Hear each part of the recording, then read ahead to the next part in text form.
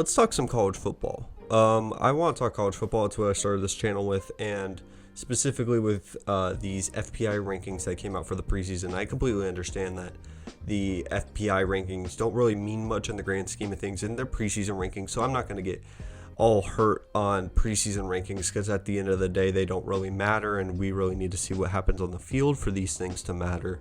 But I do want to talk about it because it shows a strong bias towards Texas and Notre Dame, specifically with ESPN, and I completely understand that they have a lot of investment into those two programs, but it just shows a distinct bias towards the two when there's much more interesting storylines in college football. And I think really when we just give it the excuse, I would say, of these are advanced analytics. These are things that are above my brain. These are things that I couldn't comprehend to understand, but they condense it and make it real easy for the consumer to understand. So it's just nice and pretty, and you're just like, oh wow, Texas at number 6. That's completely normal. We should just accept that, guys. We should just accept that that's a normal thing after going 5-7 and having one of the most disappointing years in much of their history.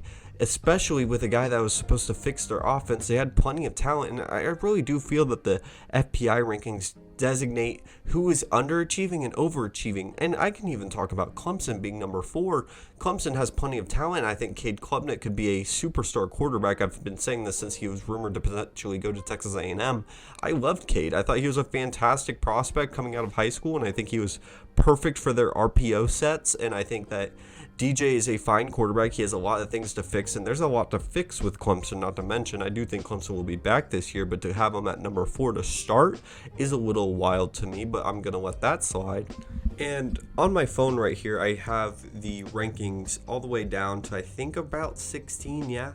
And having Auburn at 10 kind of bothers me just a bit because I understand that these advanced analytics are something that you kind of have to take with a grain of salt. I do the same thing with the Nikola Jokic NBA MVP talks, where a lot of people want to pinpoint these nerds for loving these advanced analytics, and I'm a guy that does enjoy trying to understand them and where they fit into the game, kind of moneyball situation, and I understand that they have their time and place and they can be used out of context, but when you use the culmination and then build a rankings for certain teams and say that it is based off of team strength, it just shows that which programs are overachieving and underachieving. I mean, to have LSU up there, I get it. You get Brian Kelly. They obviously have plenty of talent. Not to mention Auburn, I believe, had a pretty good recruiting class, but they had a lot of transfers. I mean, what is their situation? I think they're potentially a team that could fall out and be the bottom of the SEC West. I wouldn't be surprised if they finished at the bottom. That is not a wild take to have for them because of everything that is going on with Brian Carlson and everything that all the rumors. It's just not a what seems to be healthy place to be at if you're a player. And then you have Texas, obviously, who finished 5-7. That's not something to be happy about. Now, I have gone on record and said that Texas is a team that could potentially surprise a lot of people. I understand that everyone wants to say, oh, well, we say this every year, but there's a lot of reason to believe that they should be a lot better. There's been things that are very generational talent-wise that no way this could fail. And if it does, I mean, that is from the core something that the boosters need to change. Like, I relocate the team. I don't know. Relocate the university. I don't know how you could fail with that team in the Big 12. Now, longevity-wise, I don't really love it. This is really a trial to convince Arch Manning to come, which might be one of the most overrated prospects in all of America. Now, if I just got you really heated, then leave a comment down below, and I will gladly argue that names and stars really don't matter, which is a video I do want to create. And you'll notice a lot of my recent videos, I've decided that I want to pump out as much content as possible and talk, and a lot of these are going to be unedited for the most part. There's not going to be a lot of pauses or cuts or deep looks into stats because my computer can't handle it, and I'd rather produce an 8-minute video that has an opinion that is relevant to right now and get it out to you while we wait these next couple weeks for my new computer to come in.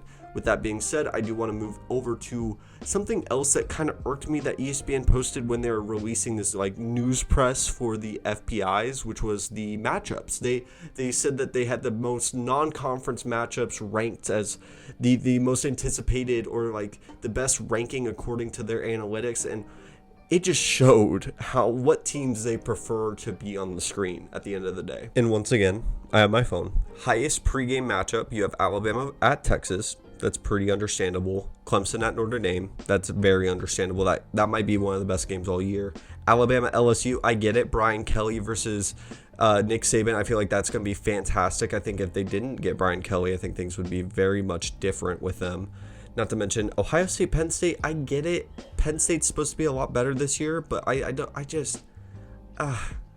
not super high on that one, to be honest, but I guess that's solid. And then you have Alabama at Ole Miss, which I get. I mean, Ole Miss has a Jackson Dart. They have a lot of transfers. Lane Kiffin.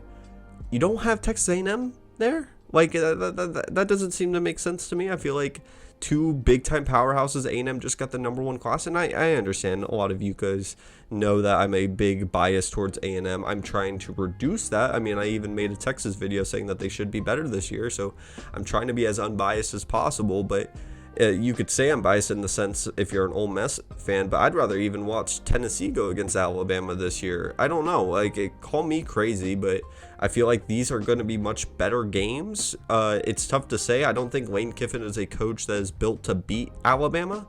Maybe get one off, maybe if he gets a crazy talented guy, but I think if there's a year for them to win it, it would probably be this past year. And I don't love their defense. There's not a lot of things that I personally love about Ole Miss. I think Lane Kiffin is more of a gimmicky coach. Now, I don't know if he's a coach that can win a national title, to be honest, especially with them losing their defensive coordinator. That was a massive loss. Who went to Texas A&M? Now that's a whole nother conversation with the amount of defensive linemen that they brought in.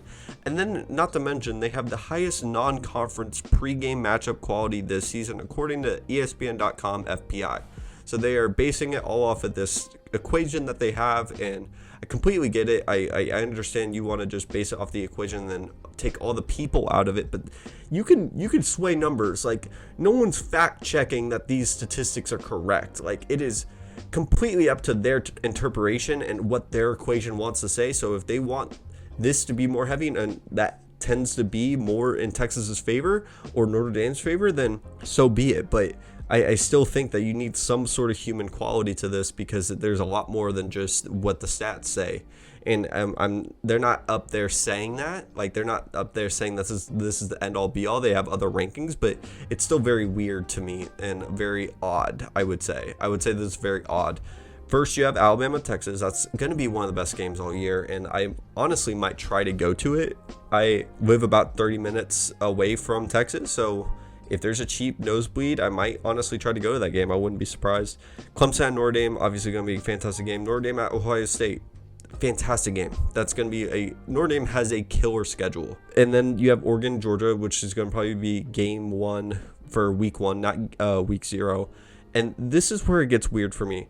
I don't understand Notre Dame versus North Carolina. I don't understand, why is that one of the top non-conference. I'm going to bring up A&M again because it's the only non-conference I can think of. I would honestly put Arkansas versus Cincinnati as another non-conference, just to show that I know that there's some other non-conference matchups that I think are more interesting, at least. But Texas A&M at Miami, no, that's reverse. Miami travels to College Station. That's a fantastic matchup. I don't understand how that cannot be a fantastic matchup. Are you kidding me? What else would you rather want to have? I mean, North Carolina does not have Sam Howell. They have Josh Downs, who is a fantastic wide receiver, but who's going to be throwing them the ball? I think they have a decent enough recruiting class coming in. Mac Brown is a decent enough head coach, but he's definitely out of his prime. I don't understand why we have to have 3 Notre Dame matchups as the highest quality non-conference matchups. You want to know why it's the highest quality? Notre Dame's not in a damn conference. That's as simple as that. They're not in a damn conference, so of course all the top non-conference matchups are going to go towards them.